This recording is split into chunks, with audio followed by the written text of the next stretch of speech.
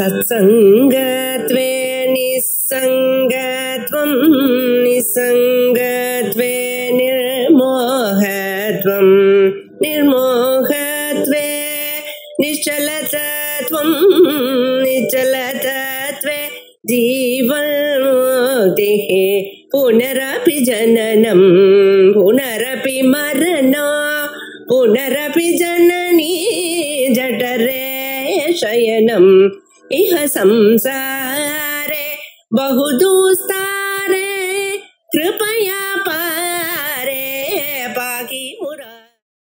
नारायणं पद्मभूं वसिष्ठं शक्तिं च तत्पुत्र पराशरं च व्यासं सुखं गौडवदं महान्तं गोविन्द योगीन्द्रमदास्य शिष्यं श्री शंकराचार्यमदास्य पद्मपादं च हस्तामलकं च शिष्यं तं तोडकं वार्तिककारमन्यान् अस्मद्गुरून् सन्ततमानतोऽस्मि। सदाशिवसमारम्भां भगवत्पादमध्यमाम् अस्मदाचार्यपर्यन्तां वन्दे गुरुपरम्पराम्। चित्रं वडतरोर्मूले वृद्धा शिष्या गुरुर्युवा गुरोस्तु मौनं व्याख्यानं शिष्यास्तु छिन्न संशयाः।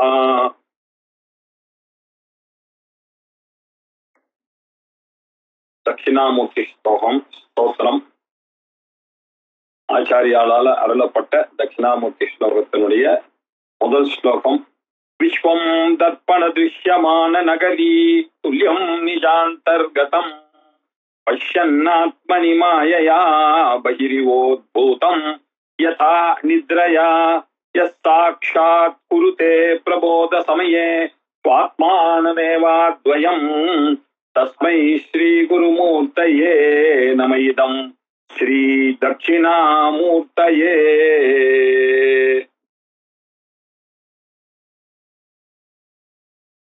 தட்சிணாமூர்த்தி ஸ்தோத்திரம், அதுக்கு மானசோல்லாசம் அப்படின்ற ஒரு வியாக்கியானம் அது கூட சேர்ந்து பார்க்க போறோம். தட்சிணாமூர்த்தி ஸ்தோத்திரத்துக்கு சுரேஸ்வரால் அருளப்பட்டது இந்த மானசோல்லாசம் அப்படின்றது. இந்த மானசோல்லாசத்துக்கும் ஒரு கமெண்ட்ரி இருக்கு இல்லையா? அது ஒரு கமெண்ட்ரி இருக்கு, தத்துவ சுதா அப்படின்னு ஸ்வயம் பிரகாஷர் அப்படியே எழுதினதான இருக்கு. ரொம்ப பழைய காலத்து கிரந்தம் இது. இப்போ தட்சிணாமூர்த்தி ஸ்தோத்திரத்துக்கு முன்னாடி போறதுக்கு முன்னாடி ஸ்தோத்திரம்னா என்ன, தட்சிணாமூர்த்தின்னா என்ன, இதை முதல்ல பார்த்துக்கலாம். அதுக்கப்புறம் மானசோல்லாசம் அப்படின்னு தெரிஞ்சுக்கிட்டு அதற்கு பிறகு கிரந்தத்துக்குள்ள போகலாம். தட்சிணாமூர்த்தி ஸ்தோத்திரம், நிறைய ஸ்தோத்திரங்கள் நம்ம பார்த்திருக்கோம். ஸ்தோத்திரம்னா என்ன அப்படின்றது முதல்ல தெரிந்து கொள்ளணும். ஸ்துதி அப்படின்னு பேரு இல்லையா? ஸ்துதி அப்படின்னா குணனிஷ்ட குண அபிதானம் அப்படின்னு பேரு. குணனிஷ்ட குண அபிதானம், குணினிஷ்ட குண அபிதானம். ஒருவரை பற்றி குணி குணத்தை உடையவருடைய குணத்தை எடுத்துரைத்தல், அதுக்கு பேர் தான் ஸ்தோத்திரம், ஸ்துதி அப்படின்னு பேரு. அவரை ஸ்துதி பண்றான் அப்படின்னா என்னதான், அவர்கிட்ட இருக்கக்கூடிய அந்த குணியாக இருக்கக்கூடிய அவருடைய குணங்களை எடுத்துரைக்கிறான் அப்படின்னு அர்த்தம். சரி, சாதாரணமா ஸ்தோத்திரம் பண்றது அப்படின்னு. இறைவன் அப்படின்னு வரும்போது என்னாச்சு, இறைவனுக்கு அநேக குணங்கள் இருக்கு. அநேக குணங்கள் இருக்கின்ற காரணத்தினால அவரை எப்படி ஸ்தோத்திரம் பண்றது அப்படின்னாக்க, நிறைய புராணங்கள்லாம் நமக்கு விஷயங்கள்லாம் தெரியும். இப்படி வித்தியமான குணங்கள் அநேகம் இருக்கு. இன்னும் கொஞ்சம் இருக்கு அவித்தியமான குணங்கள் அப்படின்னு ஒண்ணு இருக்கு. நமக்கு தெரியாத குணங்கள், புரிந்து கொள்ள முடியாத குணங்கள். இப்போ ஒருத்தர் இருக்கார், ரொம்ப உயர்வானவர், ரொம்ப கருணையோட இருக்கக்கூடியவர், அல்ல அன்னதா வசுதா, அவர் அன்னங்களை கொடுக்கக்கூடியவர், வசு இல்லையா, செல்வங்களை கொடுக்கக்கூடியவள் அப்படின்னு நம்ம லலிதா சஹஸ்ரநாமத்துல பண்றோம். இதே லலிதா சஹஸ்ரநாமத்துல இன்னொரு ப்ராப்ளம் வருது நமக்கு. இப்போ சிதக்னிகுண்ட சம்பூதா தேவகார்ய சமுத்யதா உத்யத்பானு சஹஸ்ராபா சதுர்பாகு சமன்விதா இப்படி எல்லாம் வருது. இப்போ சிதக்னிகுண்ட சம்பூதா அப்படின்றது நமக்கு தெரிந்த குணம், அது இன்னும் சொல்ல முடியாது இல்லையா? இத என்ன பண்றோம், புராணங்கள் மூலமாக அறிய வேண்டிய குணமாக இருக்கு. இப்படி அவித்தியமான குணங்களும் இருக்கு, வித்தியமான குணங்களும் இருக்கு. அவளுக்கு என்ன, நிர்மமாய நமஹ, மமதாஹந்திரே நமஹ, நிஷ்பாபாய நமஹ, பாபசமன்யே நமஹ, நிர்லோபாய நமஹ, லோபநாசின்யே நமஹ, நிசம்சயாய நமஹ, இப்படியும் நம்ம சொல்றோம் இல்ல. சிவாய நமஹ, பரமேஸ்வராய நமஹ, இப்படி எல்லாம் பவாய நமஹ, திவ்யாய நமஹ, இப்படி எல்லாம் இப்ப நம்ம அஷ்டோத்திரத்துல தெரிந்த குணம் தெரியாத குணம் இது எல்லாத்தையும் அந்த ஆரோப்பிய அந்த லிங்கத்துல ஆரோப்பணம் பண்ணி குணகதனம், அதுக்கு பேர் தான் ஸ்துதி அப்படின்னு பேரு. இப்படிப்பட்ட ஸ்துதியை இதையே ஒரு அழகாக சொன்ன கீதி மந்திர சாத்தியம் கர்மா அப்படின்னு இதுக்கு டெபினிஷன். ஸ்தோத்திரம்னா என்ன அப்படின்னா, சாதாரணமா ஸ்தோத்திரம்னாக்க என்ன அர்த்தம், சாமவேதத்துல ஸ்தோத்திரம் அப்படின்னு வரும். அங்க வரும்போது ஸ்தோத்திரம்னா என்ன அர்த்தத்துல வருது அப்படின்னாக்க, சாம மந்திர சாத்தியா ஸ்துதிஹி, அந்த தேவதைகளை எல்லாம் ஸ்துதி பண்றத அதையே ஒரு கீதமாக பாடுறது அப்படின்னு வச்சிருக்கோம். அதனாலதான் நமக்கெல்லாம் எப்படி வருது, இப்ப லட்சுமி அஷ்டோத்திரம் வருது அப்படின்னாக்கா அழகா அத ஸ்லோக ரூபமாக கொடுத்துருப்பாங்க இல்லையா. நமக்கு லலிதா சஹஸ்ரநாமம் படிக்கணும்னா ஸ்ரீ மாதா ஸ்ரீ மகாராஜி ஸ்ரீமத் சிம்ஹாசனேஸ்வரி இதக்னிகுண்ட சம்பூதா தேவகாரிய சமுத்தியதா அப்படின்னு அழகான மீட்டர்ல கொடுத்துருக்கோம். அது தனியா சொல்றதா ஸ்ரீமாத்ரே நமஹ, ஸ்ரீ மகாராஜ்யை நமஹ, ஸ்ரீமத் சிம்ஹாசனேஸ்வர்யை நமஹ அப்படின்னு அதை 4வது விபக்தியா கன்வெர்ட் பண்ணி அதை பூஜை பண்றதுக்கு ஹேத்துவாக இருக்கக்கூடியது ஸ்தோத்திரம். இப்படி பகவானுடைய குணங்களை எடுத்துரைப்பதாக அமைப்பது எதுவோ அதுக்கு ஸ்தோத்திரம் அப்படின்னு பேரு இல்லையா. அப்புறம் தட்சிணாமூர்த்தி ஸ்தோத்திரம் அப்படின்றோம். ஸ்ரீ தட்சிணாமூர்த்தி ஸ்தோத்திரம் அப்படின்னு சொல்றது வழக்கம். சாதாரணமா நம்ம ட்ரெடிஷன்ல எப்படி பண்ணுவோம்னா தட்சிணாமூர்த்தி ஸ்தோத்திரம்னு சொல்ல மாட்டோம், ஸ்ரீ தட்சிணாமூர்த்தி ஸ்தோத்திரம். ஏன்னா ஸ்ரீயா தட்சிணஹா ஸ்ரீ தட்சிணஹா அப்படின்னு அதுக்கு வியாக்கியானம் பண்ணியிருக்காங்க. ஸ்ரீயா தட்சிணஹா அம்பாளுடன் கூடிய அப்படின்னு அர்த்தம். அம்பாள் அப்படின்னாக்க இங்க என்ன அர்த்தம் அப்படின்னா, வேதாந்த பரமாக மாயாஸ்ரித ஜெகத்காரண ஜெகத்து அப்படின்னு அர்த்தம். அதனுடைய சாமர்த்தியம் உடையவராக இருக்கிறதுனால அவருக்கு ஸ்ரீ தட்சிணஹா, தட்சம் அப்படின்னாக்கா சாமர்த்தியம்னு ஒரு அர்த்தம். இன்னொரு அர்த்தம், அவர் எங்க இருக்கார், தெற்க நோக்கி உட்கார்ந்து இருக்கிறதுனால அவருக்கு தட்சிணத்துல இருக்கக்கூடிய மூர்த்தியாக இருக்கிறதுனால தட்சிணமூர்த்தி அப்படின்னு சொன்னோம். இப்போ தட்சிணமூர்த்தி தானே சொல்லணும், தட்சிணாமூர்த்தின்னு சொல்றோமே அப்படின்னு ஒரு சந்தேகம் வருது. அப்போ கொஞ்சம் இதுக்கு எக்ஸ்பிளைன் பண்ண வேண்டியிருக்கு.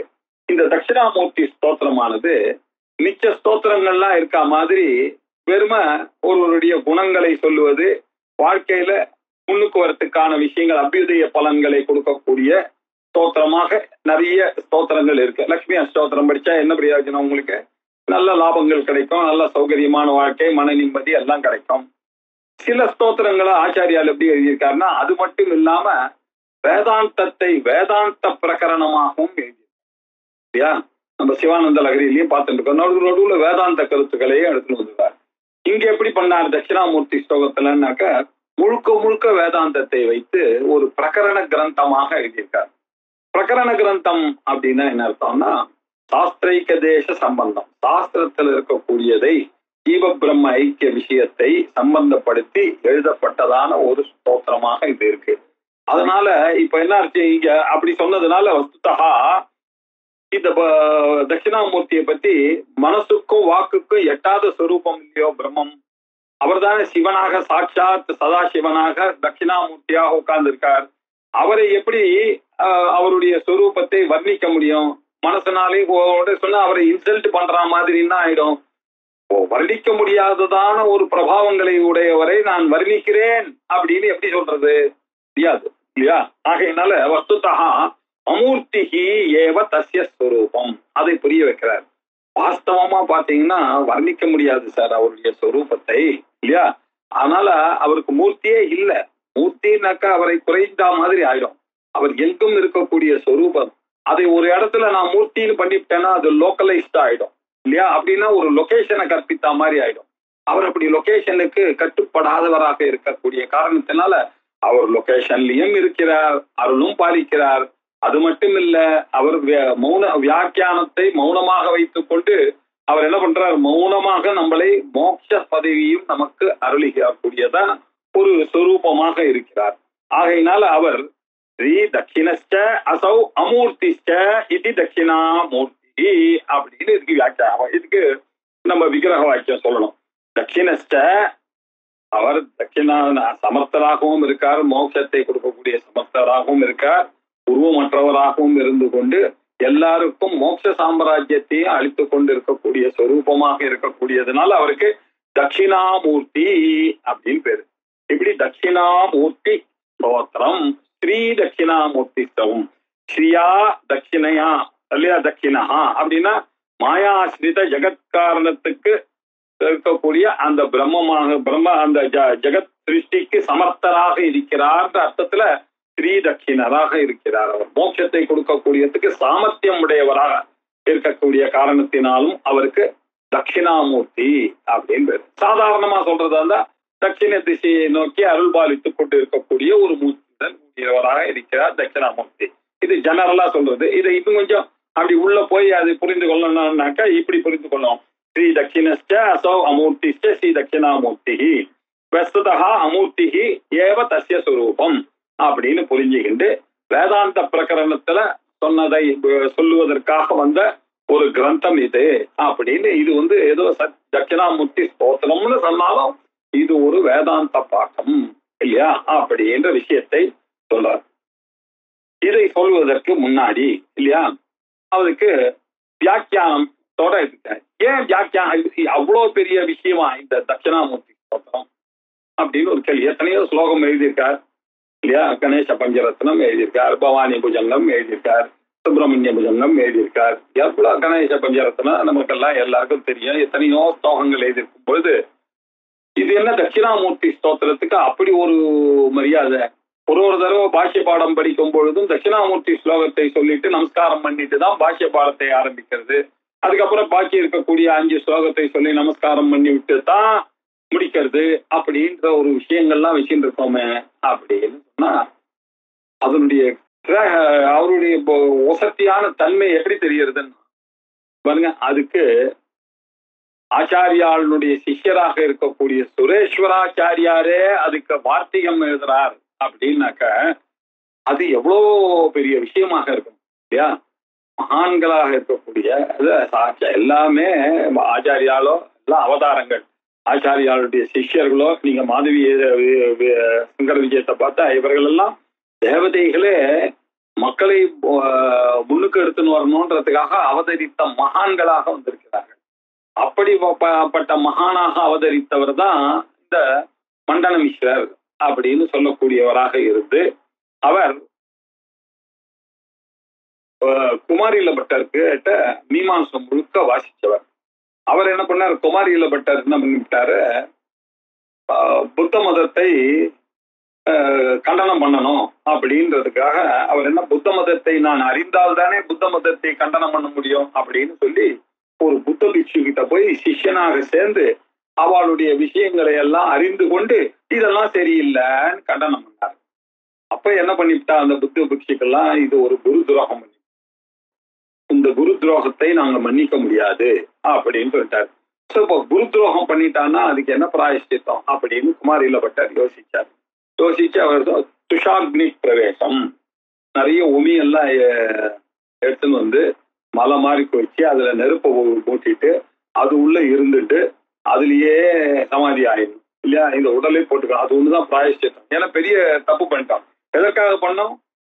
வேத மதத்தை வைதீக மதத்தை ஸ்தாபனம் பண்ணுவதற்காக எத்யபி அவர் பண்ணினாலும் அவர் பண்ணதுல குரு துரோகம்னு இருக்கும் இல்லையோ அதுல இருந்து தப்பிக்க முடியாது யாருமே அப்படின்றதுக்காக அவர் தன்னை தானே அப்படி பண்ணிட்டார் ஒரு கதை போறது. அந்த சமயத்துல போய் ஆச்சாரியால் தான் எழுதின பிரம்மசூத்திர பாஷ்யத்துக்கு நீங்க ஒரு தடவை பார்க்கணும். ஏன்னா உங்ககிட்டதான் நீங்க தான் பெரிய மீமாம்சகர், வேதத்தை நன்கு அறிந்தவர்கள்.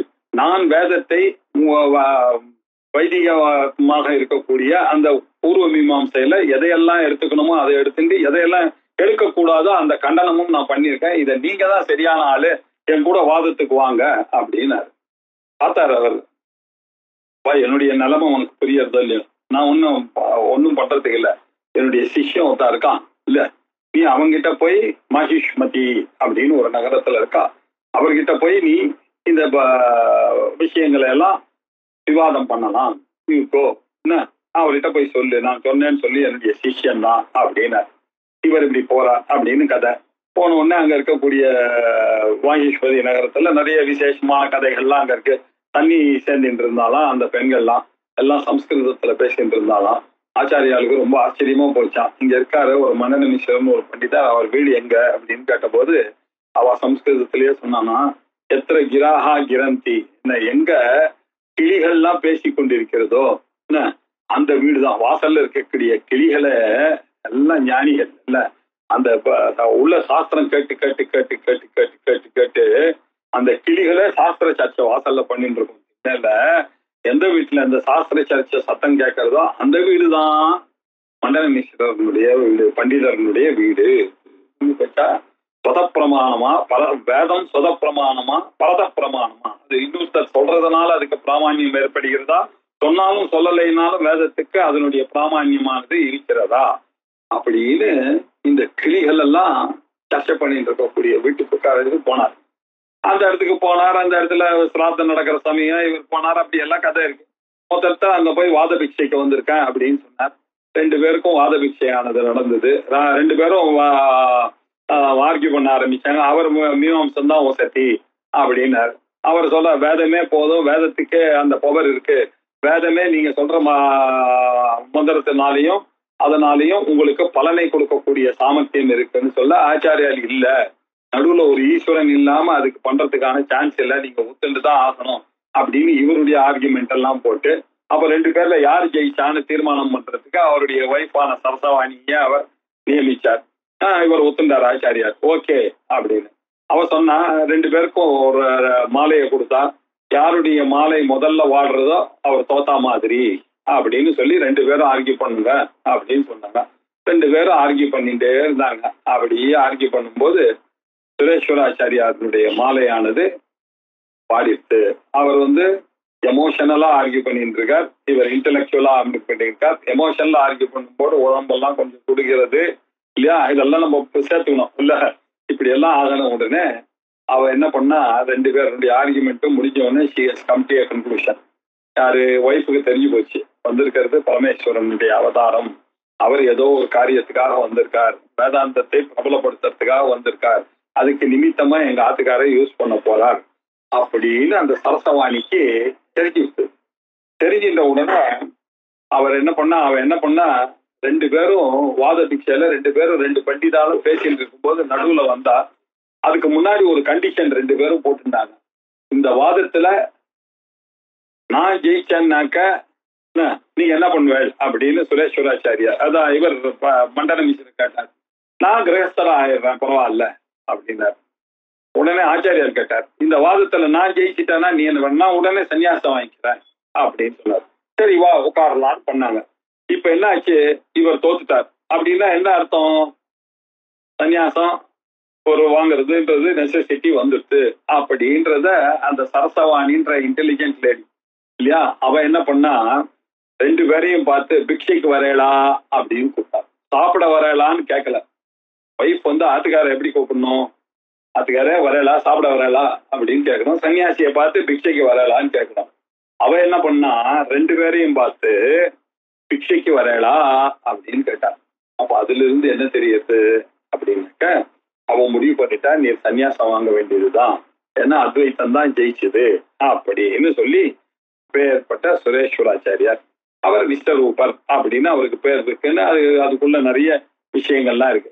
இப்பேற்பட்ட சுரேஸ்வராச்சாரி அவருக்கு சன்னியாசானம்னு அவருக்கு சுரேஸ்வராச்சாரியார் அப்படின்ற ஒரு நிபந்தனை.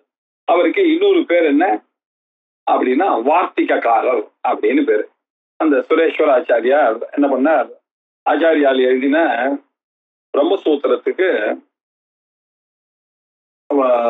தான் வியாக்கியானம் எழுதணும் அப்படின்னு சுரேஸ்வராச்சாரியார் ஆசைப்பட்டார். அதே மாதிரியே பத்மபாதரும் ஆசைப்பட்டார். பத்மபாதர் என்ன பண்ணார், ஆசைப்பட்டு இவர் பாட்டுக்கு கிடுக்கிட்டுன்னு எழுத ஆரம்பிச்சுட்டார். எழுத ஆரம்பிச்ச உடனே அவர் என்ன பண்ணாரு, அதை எழுதின உடனே அதை ஆச்சாரியாளுக்கு படிச்சு காமிப்பார். அவர் என்ன பண்ணார், முதல்ல அத்தியாச பாஷ்யத்துக்கு எழுதினார். அதை படிச்சு காமிச்சார் ஆச்சாரியால். யாரு இப்ப இந்த கதை நம்ம இங்க நிறுத்துங்க, பத்மபாதருக்கு போயிடலாம். பத்மபாதர் என்ன பண்ணார், அதை எழுதி ஆச்சாரியால் கிட்ட படிச்சு காமிச்சார். அதுக்கப்புறம் முதல் சூத்திரத்துக்கு எழுதினார் இல்லையா. அது 4 பாதங்கள் இருக்கு, நமக்கு எல்லாம் தெரியும். இப்ப சமன்வய அதிகாரணம், அப்புறம் அவிரோத அதிகாரணம், அப்புறம் சாதிகாரணம், பலாதிகாரணம்னு 4 இருக்கு. அதுல முதல் பாதத்துக்கு இவர் ஃபுல்லா எழுதினார். அதுல முதல் அத்தியாயத்துக்கு 4 பாதங்கள் அதுக்கு எழுதினார். 2வது அதிகாரத்துல முதல் பாதத்துக்கும் எழுதினார். எழுதும் போது அவருக்கு ராமேஸ்வரம் போகணும் அப்படின்னு ஆசை வந்துருது. அவர் ராமேஸ்வரம் போறதுக்காக வரும்போது திருச்சி தாண்டி ராமேஸ்வரத்துக்கு போறார். அங்க அப்போ ரொம்ப மீமாம்சகர்கள் ரொம்ப ஜாஸ்தியா இருந்தாங்க சவுத் இந்தியால இல்லையா. எல்லாம் மீமாம்சையில தான் அவளுக்கு ஈடுபாடு இருந்தது, வேதாந்தத்துல ஈடுபாடு இல்லை. வைதிக கர்மா தான் இங்க எல்லாம், யாகம் யஜ்யம் இதுதான் இருக்கணுமே தவிர இது என்ன வேதாந்தம், இதை போய் படிக்கிறா பண்டிதா இல்லைன்னா அதெல்லாம் தப்பு அப்படின்ற ஒரு கொள்கை. இப்ப வேதாந்தம் படிச்சான்னாக்க சிரத்த குறைஞ்சி போயிடும், வைதிக தர்மமானது அழிய ஆரம்பிக்கும்னா அவளுக்குள்ள ஒரு அனாவசியமான ஒரு பயம் இருந்தது. அது இட் இஸ் நாட் சோ.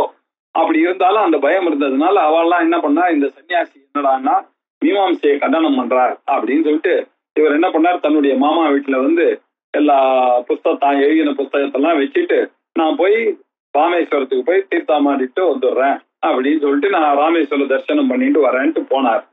போனோடனே இவ என்ன பண்ணா, அந்த குடிசையை எரிச்சு விட்டா.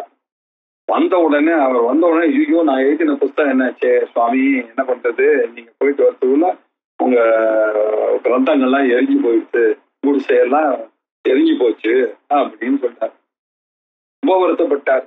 இவ்வளவு பெரிய எஃபர்ட், ஆச்சாரியால் பாஷ்யத்துக்கு எவ்வளவு கஷ்டப்பட்டு நான் எழுதினேன், எல்லாமே போயிட்டேன்னு அழுதுண்டே போறார். ஆச்சாரியால் கிட்ட போய் இந்த மாதிரி ஆயிடுச்சு அப்படின்னு சொன்னேன். ஆச்சாரியா சொன்ன ஒன்றும் கவலைப்படாத, அதை நம்ம ரிட்ரீவ் பண்ணிடலாம், நான் எழுதின வரைக்குமாவது எனக்கு ரிட்ரீவ் பண்ணா எவ்வளவு நல்லா இருக்கும் அப்படின்னு நீ சொன்னது எனக்கு நன்னா ஞாபகம் இருக்குப்பா அப்படின்னு சொல்லி அவர் எழுதின அந்த 5 பாதத்துக்கும் அப்படியே இவர் எப்படி எழுதினாரோ அப்படியே சொன்னாராம். ரொம்ப ஆச்சரியப்பட்டு எழுதினார். அதுக்குதான் பஞ்சபாதிகா பேரு இல்லையா. ரொம்ப வசத்தியா பிரம்மசூத்திரத்துக்கு பஞ்சபாதிகா அப்படின்னு ஒரு கிரந்தம் இருக்கு. இதை அவர் எழுதிட்டார். இப்போ சுரேஸ்வராச்சாரியாருக்கும் அப்படி எழுதணும்னு தோணிது. அப்ப ஆச்சாரியார் சொன்னா அவர் எழுதிவிட்டார், அவர் ஏதோ ஆசைப்பட்டு எழுதிவிட்டார், நீ ஏன் இண்டிபெண்டாவே எழுதக்கூடாது அப்படின்னு கேட்டவுடனே அவருக்கு ரொம்ப ஆசை வந்துருச்சு. கிருஷ்ண யஜுர்வேதத்துல இருக்கக்கூடிய தைத்திரிய உபநிஷத்துக்கு அவர் வார்த்திகம் எழுதினார்.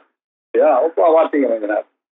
அதே மாதிரி பிருகதாரண்ய உபநிஷத் யஜுர்வேதம் சுக்ல யஜுர்வேதமாக இருக்கக்கூடிய பிருகதாரண்யத்துக்கும் கிருஷ்ண யஜுர்வேதத்துக்கு சேர்ந்ததான தைத்திரிய உபநிஷத்துக்கும் அவர் பாஷம் எழுதினார், வார்த்திகம் எழுதினார்.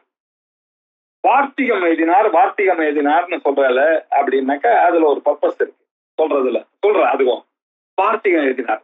விஸ்தாரமா இது 24,000 ஸ்லோகம் வச்சு எழுதுறார் எல்லாம். அதாவது அங்க இருக்க உபநிஷத்துல இருக்கக்கூடிய வார்த்தைகளுக்கு இவ்வளோ அர்த்தங்கள் இருக்கு அப்படின்ற மாதிரி ஒரு பாட்டுக்கு ஆயிரக்கணக்கான ஸ்லோகங்கள் எழுதுறாரு தைத்திரிய உபநிஷத்துக்கும். அப்படின்னா அவ்வளோ பேக்டு மீனிங் இருக்கு. அந்த இது ஏதோ நம்ம உபநிஷத்துல வரக்கூடிய திருஷ்டுவா ததேவானுப்ராபிஷத்து அப்படின்னு நம்ம ஒரு வார்த்தையில சொல்றோம். அந்த திருஷ்டுவா அந்த பதத்தை எடுத்துட்டா அதுக்கு 1000 ஸ்லோகம் வரும். ததேவ அப்படின்னாக்க அந்த ஏவகாரம் தத்து இல்லையா, இப்படி எல்லாத்தையும் இப்படி எழுதினார். ரொம்ப விசேஷமாக தைத்திரிய வார்த்திகம் எழுதினார். அதே மாதிரி பிருகதாரண்யக வார்த்திகம் ரொம்ப பாப்புலராக எழுதினார். இப்படி எழுதினவர் சுரேஸ்வராச்சாரியர். எப்போ ஆச்சாரியாளுக்கு சிஷ்யனாயி அவர் வந்துடணும்னு. ஆனால்தான் நம்ம சொல்லும் பொழுது எப்படி சொல்றோம், நாராயணம் பத்மபோம் வசிஷ்டம் சக்திம் ச தத்புத்திர பராசரம் ச வியாசம் சுகம் கௌடபதம். இது வரைக்கும் எல்லாம் அப்பா புள்ளன்னு வந்தது, வியாசம் சுகம் வரைக்கும்.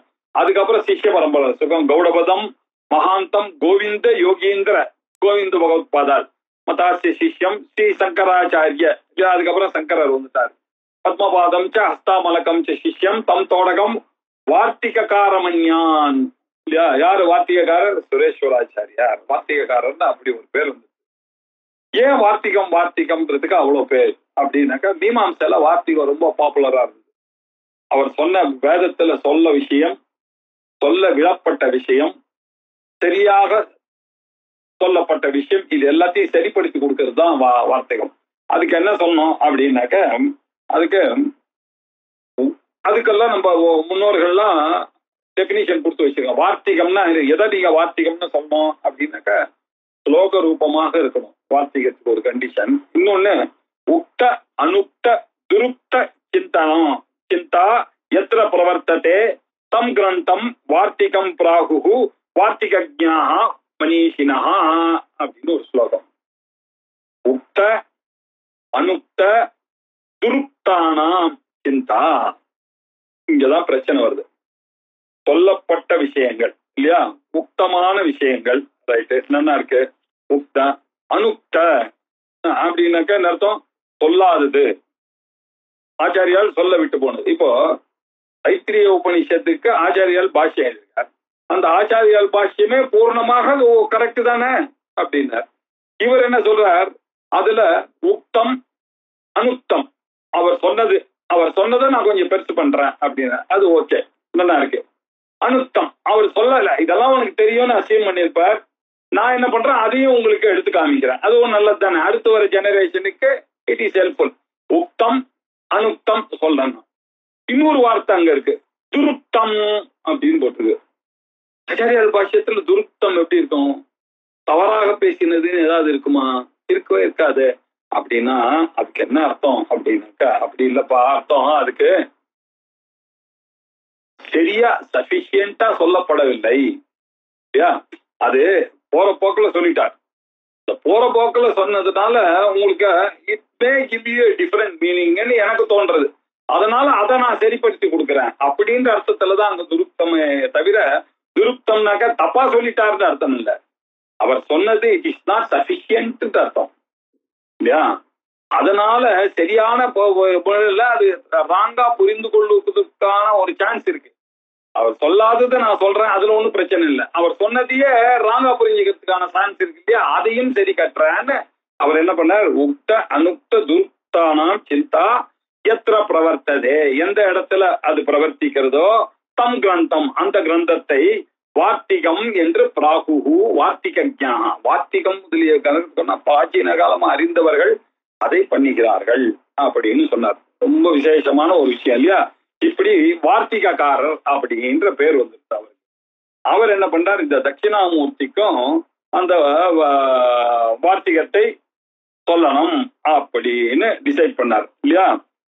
அப்ப இப்ப என்னாச்சு, வார்த்திகம்னா what is set stated, what is unset, what is insufficiently expounded இல்லையா, இது எல்லாத்தையும் சரி பண்ணி கொடுக்கக்கூடியதுதான் வார்த்திகம் அப்படின்னு. இப்படி வார்த்திகம் அவர் தைத்திரிய உபனிஷத்துக்கு எழுதினார், பிருகதாரண்யக உபனிஷத்துக்கு எழுதினார், அதுக்கப்புறமாக சித்தி கிரந்தங்கள் வேற எழுதினார். இந்த சித்தி கிரந்தங்கள்லாம் ரொம்ப பழைய காலத்து கிரந்தங்கள், இதெல்லாம் நிறைய சாஸ்திரங்கள் முழுக்க படிச்சாதான் அந்த சித்தி கிரந்தங்களை புரிந்து கொள்ள முடியும். இப்போ சில பிரகரண கிரந்தங்கள்ல ஆச்சாரியால் எப்படி எழுதினார், விவேக சூடாமணி, அபரோக்ஷானுபூதி, சர்வ வேதாந்த சித்தாந்த சாரசங்கரம், இதெல்லாம் அப்படியே நம்ம கையை பிடிச்சுன்னு ஐசின்னு போற மாதிரி வேதாந்த கருத்துக்களை. சில இந்த சித்தி கிரந்தங்கள்லாம் எப்படி எழுதினா தெரியுமா, அது எப்படி எழுதப்பட்டது ஆச்சாரியர்கள்னால அப்படின்னா, இதெல்லாம் நன்னா படிச்சவாளுக்கு நிறைய விஷயத்தை கொடுக்கக்கூடிய மாதிரி எழுதிட்டாங்க. இப்படி வந்ததுதான் சித்தி கிரந்தம். பிரம்ம சித்தி அப்படின்னு மண்டன மிஸ்ரர் எழுதியிருக்கார், நைஷ்கர்மிய சித்தி அப்படின்னு சுரேஸ்வரர் எழுதியிருக்கார். இங்கெல்லாம் தகராறு வருது பாருங்க. மண்டன மிஸ்ரராக இருக்கும்போது ஒருத்தர் எழுதியிருக்காருன்னு வருது, அதுக்கப்புறம் அவர் சுரேஸ்வரரானோன்னு நைஷ்கர்மிய சித்தின்னு எழுதியிருக்கார், விமுக்தாத்மன் இஷ்ட சித்தி எழுதியிருக்கார், மதுசூதன சரஸ்வதி அத்வைத சித்தி எழுதியிருக்கார் அப்படின்னு. இதுல கொஞ்சம் தகராறுல ஹிஸ்டாரிக்கல் ஃபேக்ட்ஸ் எல்லாம் கொஞ்சம் தகராறு இருக்கு. இவர் தான் இந்த மண்டன மிஸ்ரர் வேறையா, விஸ்வரூபர் வேறையா அப்படின்லாம் இருக்கு.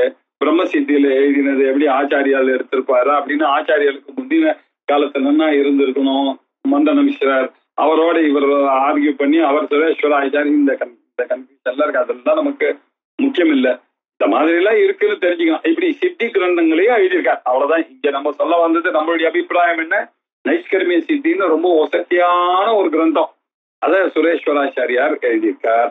அது மாத்திரம் இல்ல, தட்சிணாமூர்த்தி ஸ்தோத்திரத்துக்கு மானச உல்லாசம் அப்படின்னு ஒரு வார்த்தைகள் எழுதினார். தட்சிணாமூர்த்தி ஸ்லோகம் எவ்வளவோ ஆச்சாரியால் புஸ்தகம் எழுதினாலும் எவ்வளவு ஸ்தோத்திரங்கள் எழுதினாலும் ஏன் இந்த தட்சிணாமூர்த்தி ஸ்தோத்திரத்துக்கு அப்படி ஒரு வேல்யூ எல்லாரும் தலையில கொண்டாடி ஆட வேண்டியதா இருக்கு. ஒவ்வொரு பாஷ்ய கிளாஸ்லயும் அந்த தட்சிணாமூர்த்தி ஸ்தோத்திரத்தை சொல்லிதான் நமஸ்காரம் பண்றது அப்படின்னு. ஒவ்வொரு கோவில்லையும் அந்த மேதா தட்சிணாமூர்த்திக்கு அப்படி ஒரு நாலேஜ் அப்படின்னு சொன்னாலே ஒரு காட். அவர் தான் சிவன் தான் ஆதிகுரு, குருக்கெல்லாம் குருவாக இருக்கக்கூடிய ஆதிகுரு அப்படின்னு சொல்றோம். எல்லா ஸ்ரீவித்யா மந்திரங்களும் பாத்தீங்கன்னா எங்கது தட்சிணாமூர்த்தி ரிஷிஹி அப்படின்னு வருது.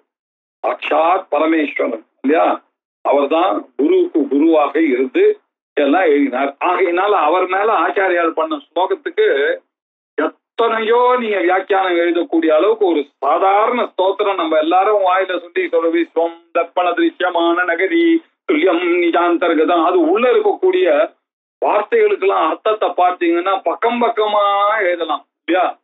மணிக்கணக்கில் ஒரு ஸ்லோகத்துக்கு நம்ம லெக்சர் கொடுக்கலாம். யாரு குறைந்த படிப்பு இருக்கக்கூடியவர்களாலேயே கொடுக்க முடியும் அப்படின்னு சொன்னா மிகுந்த படிப்பு இருக்கிறவர்களுக்கு எவ்வளவு பண்ண முடியும் இல்லையா. சுரேஸ்வரர் மாதிரி ஆளுங்களுக்குலாம் எவ்வளவு அதுல விஷயங்கள் இருக்கு பாருங்க. இப்படி எழுதக்கூடியதான ஒரு கிரந்தம்ன்ற பெருமையானது சுரேஸ்வரர் அதுக்கு வார்த்திகம் எழுதினதுனாலேயே தெரியுது.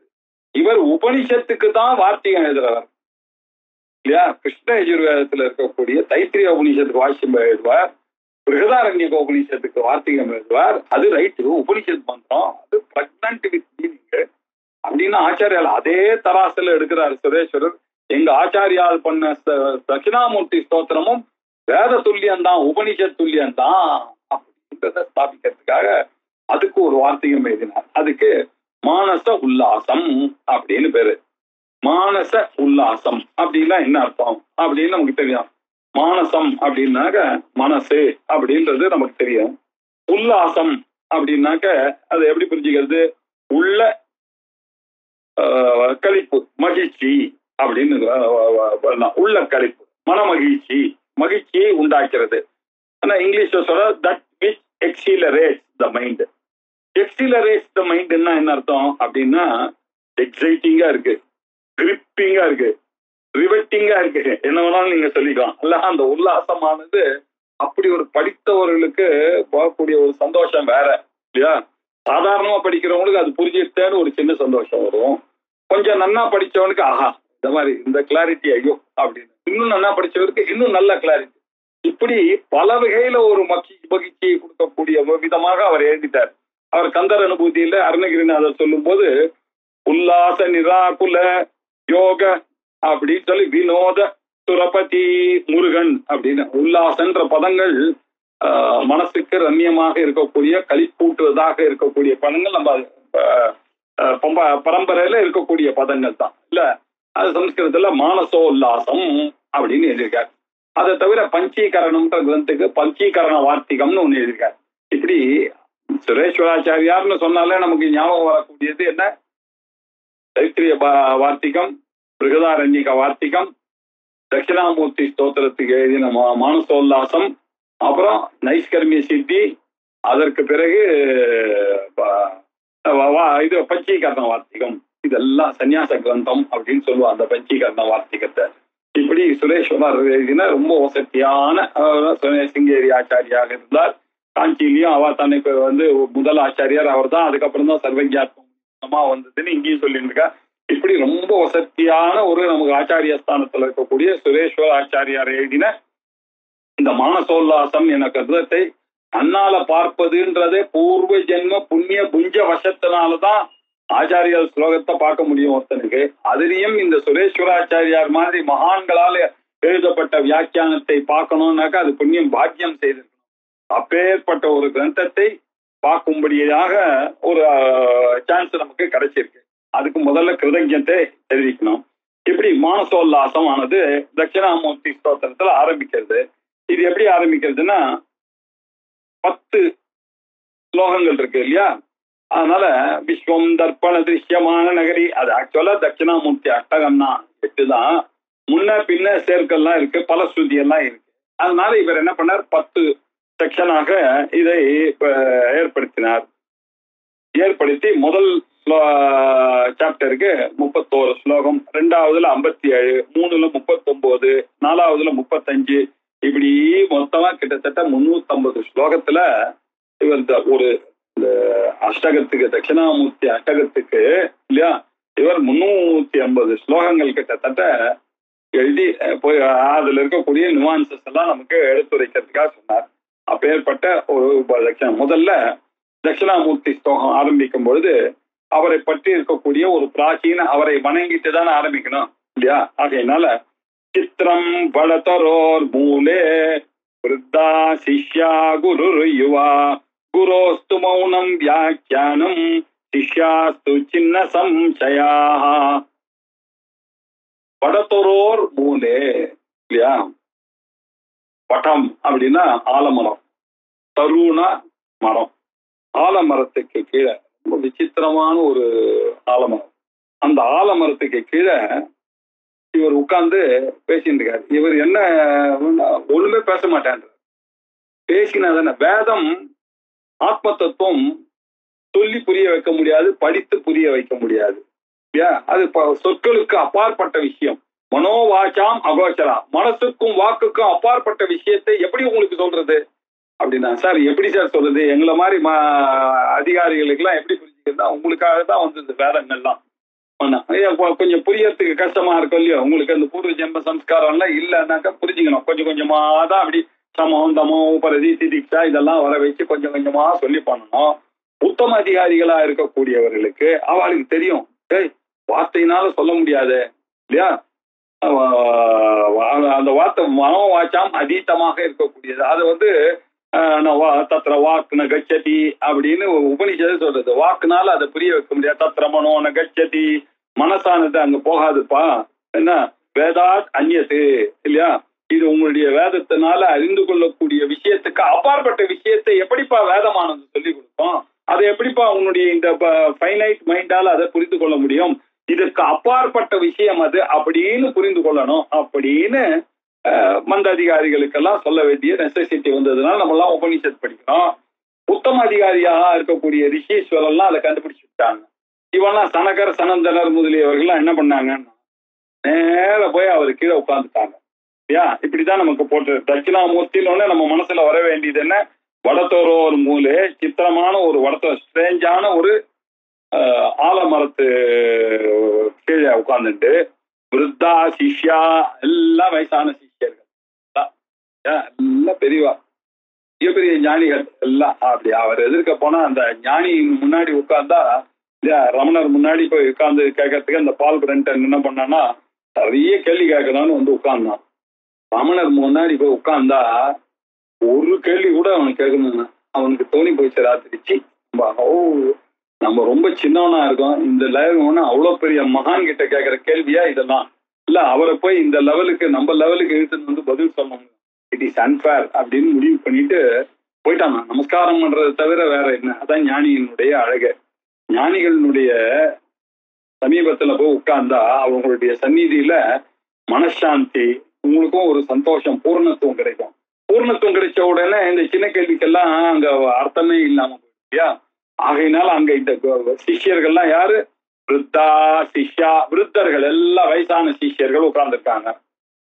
ஆனா இவர் எப்படி இருக்காருன்னு, எங்க பரமசிவன் எப்பொழுதுமே யுவா, குரு யுவா, ஆதி குருவா இருக்கக்கூடியவா. அவர் எப்போதும் சேர்ந்த எவ்வளவோ வயசானவர்கள் வாய் பண்ண, எவ்வளவோ இந்த உலகத்துல பிறந்தவர்கள் போய்கிறார்கள் வருகிறார். ஆனா அந்த குரு சதா சர்வகாலம் யுவாவா உட்கார்ந்துருக்கு. தட்சிணாமூர்த்தினால ஒரு யங்கு குரு இல்லையா? தட்சிணாமூர்த்தின்னு சொன்னாதான் நமக்கு ஆதிசங்கரர் ஞாபகம். ஆதிசங்கரர்னா தட்சிணாமூர்த்தி. தட்சிணாமூர்த்தியில எல்லா குருக்களும் எப்படி இருக்காங்க, யுவாவாக இருக்கு. மனசனால அவர்கள் யுவா தான் என்னைக்குமே. குரு யுவா.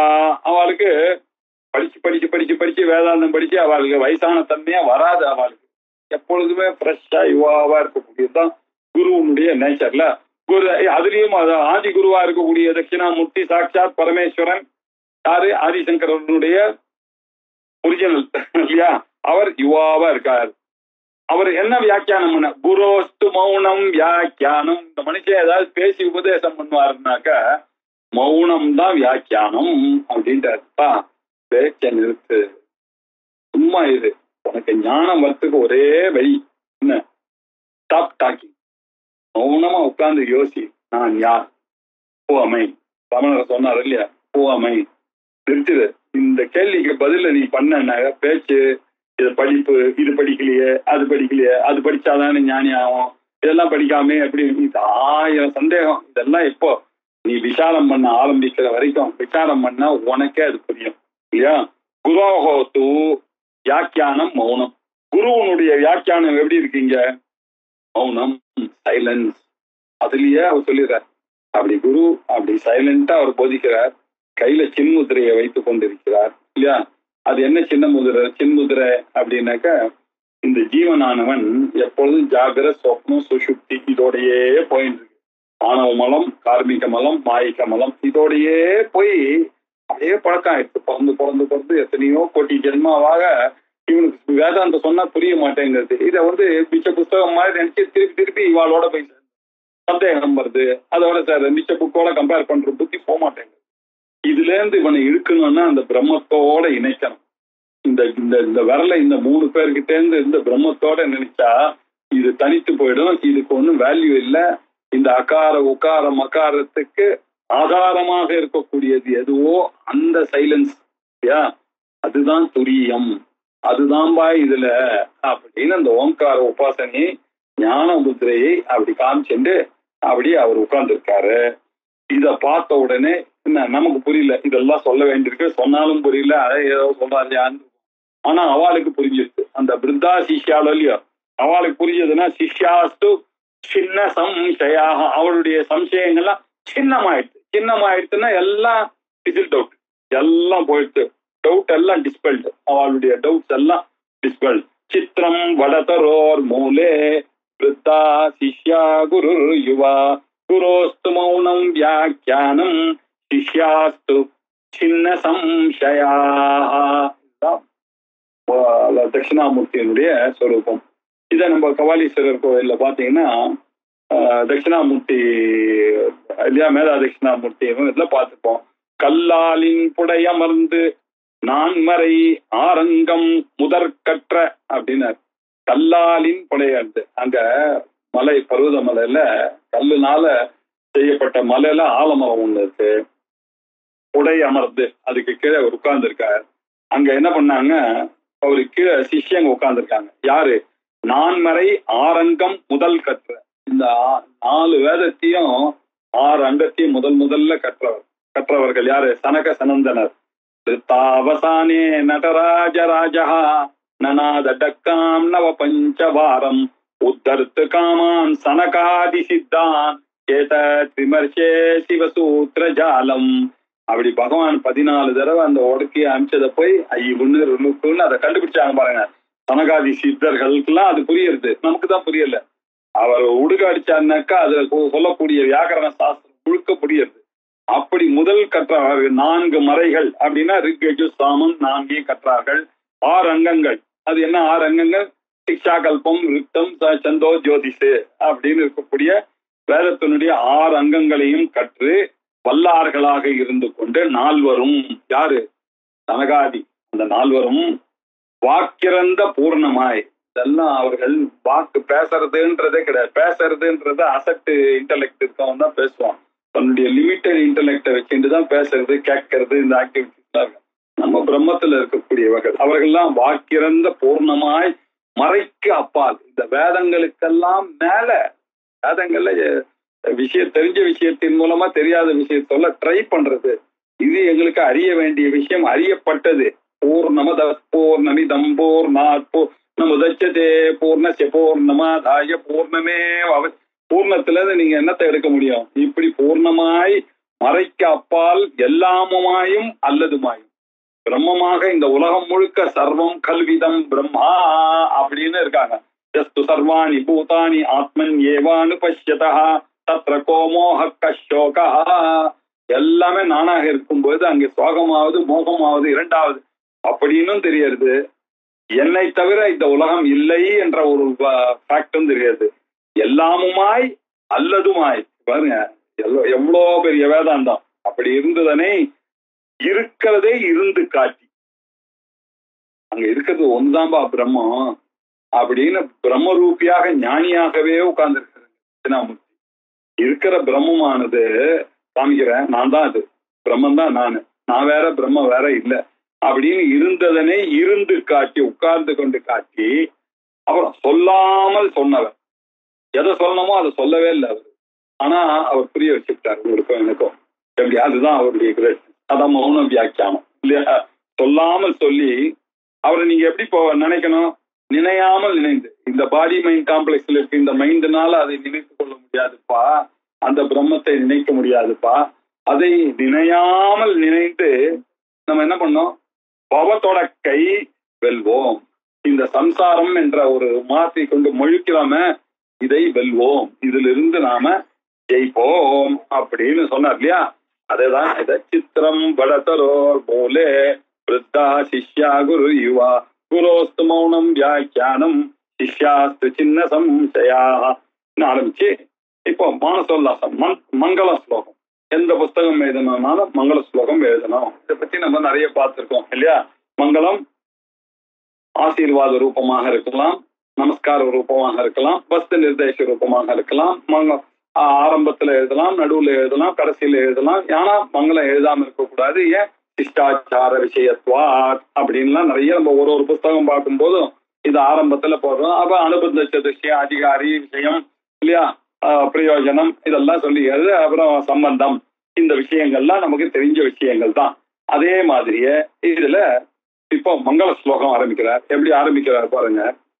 மங்களம் திசது மே விநாயகா, மங்களம் திசது மே சரஸ்வதி, மங்களம் திசது மே மகேஸ்வரி, மங்களம் திசது மே சதாசிவா. இதான் முதல் மங்கள ஸ்லோகம். மங்களம் அப்படின்னா என்ன அர்த்தம்? கல்யாணம், ஸ்வஸ்தி இல்லையா,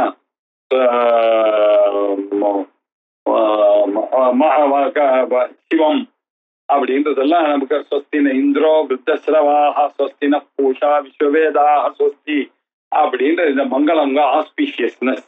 அது திஷது, திஷது அப்படின்னா திஷா. திஷான்னா என்ன அர்த்தம் நமக்கு எல்லாம் தெரியும். திஷான்னால உங்களுக்கு டைரக்ஷன் அர்த்தம். திஷத்துன்னா என்ன அர்த்தம்? நல்ல டைரக்ஷனே எனக்கு கொடுங்க. யார் கொடுக்கணும்? நமக்கு நம்ம கையிலயா இருக்காது. நம்ம பண்ண பாவங்கள்லாம் என்னன்னு எனக்கு தெரியாது. யாரோ ஒருத்தர் வந்து சொன்னதுனால போயிடுமா? அதுக்கு விநாயகருடைய அருளானது எனக்கு வேணும் இல்லையா? அவர் தான் அப்டக்கிள் எல்லாம் ரிமூவ் பண்ணக்கூடிய ஒரே விக்னத்தை போக்கக்கூடியவர், விக்ன விநாயகம் இல்ல, அவர் தான். அப்படிப்பட்ட அந்த விநாயகர் விசேஷமான நாயகர் இல்லையா? அப்படின்னா என்ன அர்த்தம்? அவருக்கு ஒரு நாயக்கர் இல்ல, அவரே முழு முதல் கடவுள். அதனால மங்களம் திசது மே, எனக்கு விநாயகா, அந்த விநாயகராக இருக்கக்கூடியவர் எனக்கு முதாகராத்த மோதகம் சதா விமுக்தி சாதகம் கலாதராவதம்சகம் விலாசி கரக்ஷகம் அப்படின்னு நம்ம வேண்டோம் இல்லையா? இப்படி இருக்கக்கூடிய வேதாந்த பரமா தான் அந்த ஸ்லோகமும் எழுதியிருக்காரு ஆச்சாரியர். அங்க இருக்கக்கூடிய விநாயகம் இல்லையா?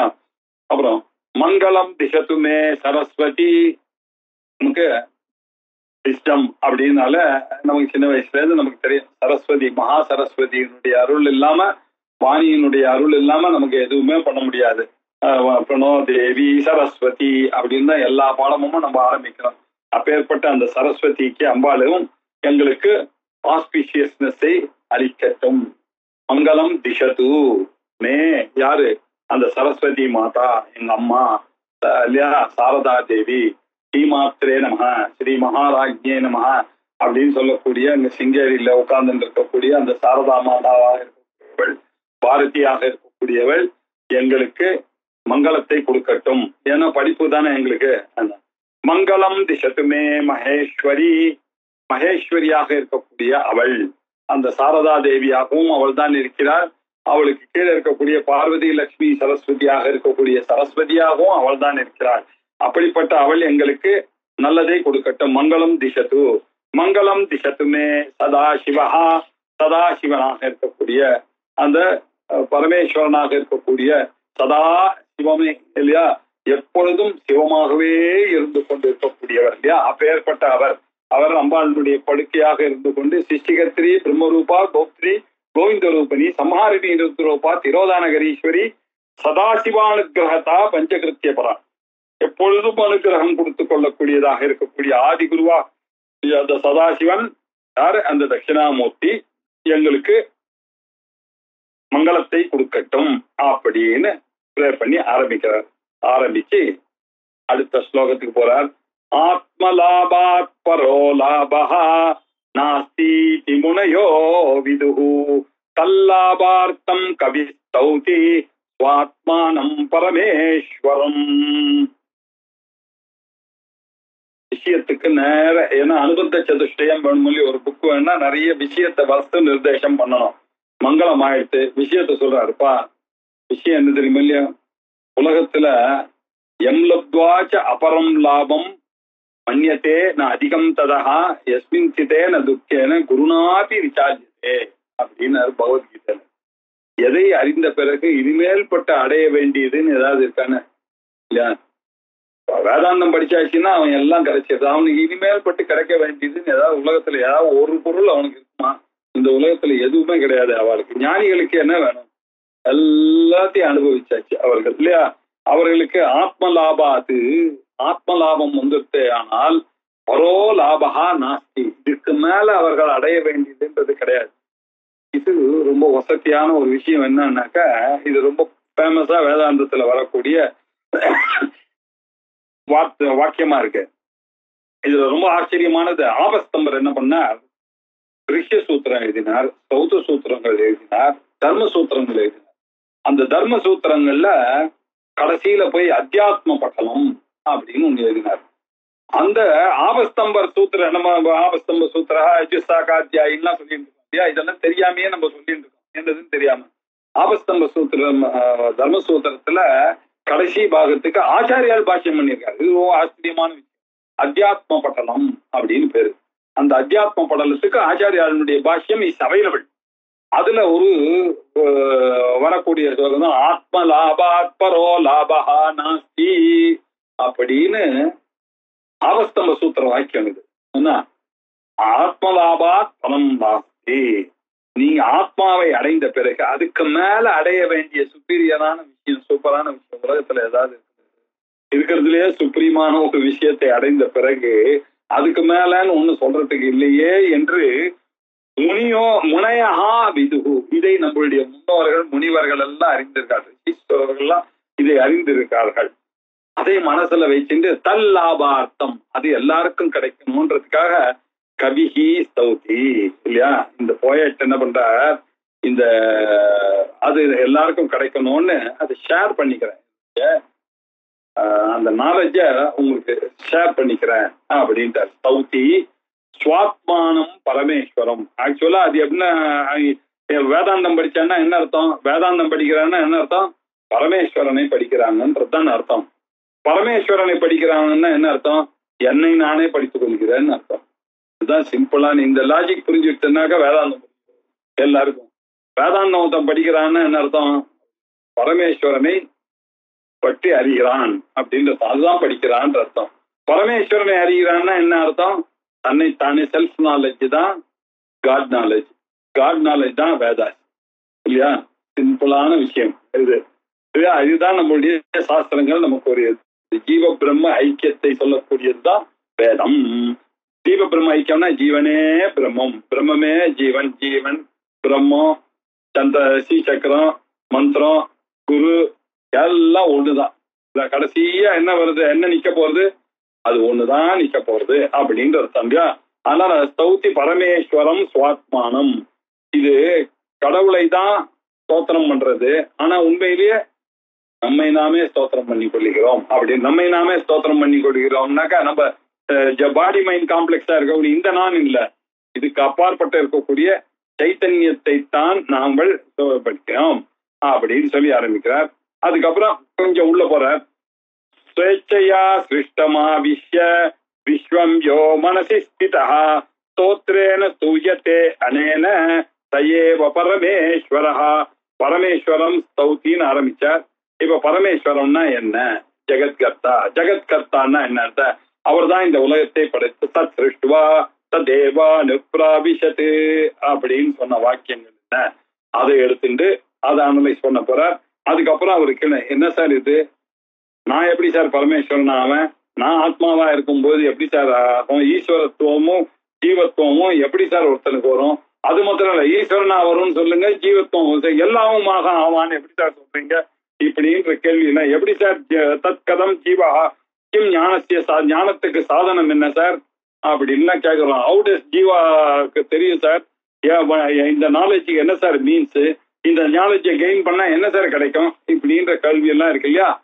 இதுக்கெல்லாம் பதிலாகத்தான் விஸ்வம் தர்ப்பண திருஷ்யமான நகரி துல்லியம் நிஜாந்தர்கதம்னு ஆரம்பிச்சு இதை அப்படியே வியாக்கியானம் பண்ண போறார். இப்ப நம்ம இன்னைக்கு முதல் நாளா இருக்கிறதுனால 2 ஸ்லோகம் பார்த்திருக்கோம். இதனுடைய அடுத்த பாகத்தை அடுத்த திங்கட்கிழமை போகும்.